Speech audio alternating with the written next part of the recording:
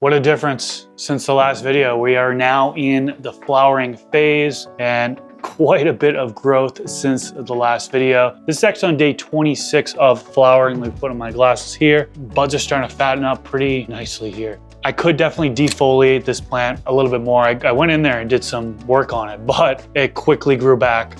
So getting in here and kind of peeling off some of these leaves so light can get down and airflow can kind of get through. But yeah, everything's looking solid so far. I have it in the hydro bucket. We'll take a pH reading. Got storage solution in here. Usually what I'll do is I'll rinse it off, but it should be fine to just dunk into here. Turn this on here and we'll get a reading of pH and the water temperature will come here. And then while we're at it, we will do a ppm measurement. So ppm measurement is coming at 699. That is what, about 1.4 EC. So looking pretty good. In past videos, I've actually been showing higher ppm. It's been about 1.8, 1.9. It's kind of the highest I've gone with that. And I've gotten some comments in the comment section, people mentioning that they're able to get away with a little bit lower of an EC on that one. They say the higher you go, you can end up stunning the growth. You won't see nutrient burn. It's not as apparent as it is in soil. I mean, kind of looking at this, you can kind of see some burnt tips on the end of the leaves here, but it's nothing too crazy. Really, when you're overfeeding in deep water culture like this, basically you see more of a stunted growth versus a tip burn like you would see in soil. Let's see what the pH is here. So a little bit low here, 5.3 pH, 70 degrees Fahrenheit. And so I want to raise this up actually. I want to raise this up to about 5.5 at the minimum. I really like to be at 5.8 pH. So I'm going to add in some pH up. One thing I wanted to point out was the stem. We talked about this in a past video and there was some crazy purpling happen. It's definitely lightened up quite a bit. Still have some streaks going in there, but overall plant health looks pretty good. But yeah, this plant widened out a lot. I think in the past video, if I remember correctly, I did have a half tomato cage in there to help kind of widen it a little bit. I did remove that and it's really stopped stretching at this point. And so I won't have to worry about any more training since it has stopped growing. And now it's really just focusing on bud production. I got them under the T22 LED grow lights by AC Infinity. One here, I had another one here. I raised it up for filming. I did have this down and kind of pointed to the side. What I might do is kind of bring the plant in more center. Maybe I'll have the lights down so it's kind of at an angle here. I'm thinking about that. As far as what the PPFD is, it's about 900 is what I'm doing here for PPFD. As far as the temperature, it's been about 72-ish, 74-ish degrees Fahrenheit. And humidity, not really monitoring. I don't have a humidifier in here, but with it being deep water culture and the plant transpiring, that's adding in humidity. And when I'm closing this grow tent.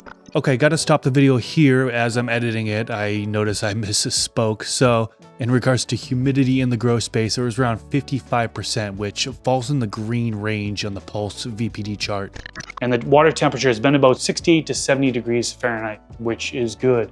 So this particular area that I have this grow tent in is pretty solid for growth. And I'm able to actually close up this tent and really, I mean, you take a look at top here. I don't know if you need to adjust the camera or not, but I just have this exhausting air as needed just out into this open room.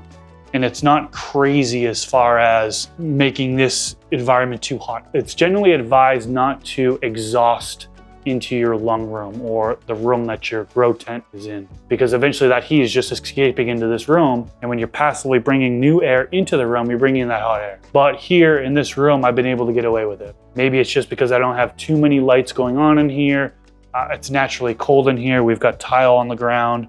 And yeah, I do need to add in this carbon filter because right now it's starting to stink. Cameraman came in here, he's like, oh yeah, I could smell it for sure. It's definitely a very sweet smell. One thing I noticed about this, I'll pluck off a leaf. This is the F3 generation, one of the keeper phenos.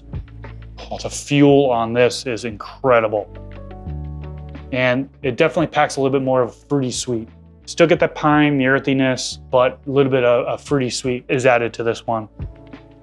I can't get over how good that smells. As for nutrition, nutrients that are being used, we've got CalMag, and same thing I talked about before. We've got the Part A and Part B, 2-part of the Blue Max by Blue Planet Nutrients. Now, stash blend, whether or not that can be used in a deep water culture system like this, the formulation chemist that helped formulate stash blend generally recommended not to put it in deep water culture. You just get more bang for your buck if you're just doing a soil drench with it. Although we've had a handful of people, shout out to Cam Z, he's probably one of the first ones to put stash blend into deep water culture. He did it at a quarter dose and he got some amazing results. So big shout out to him for testing that out.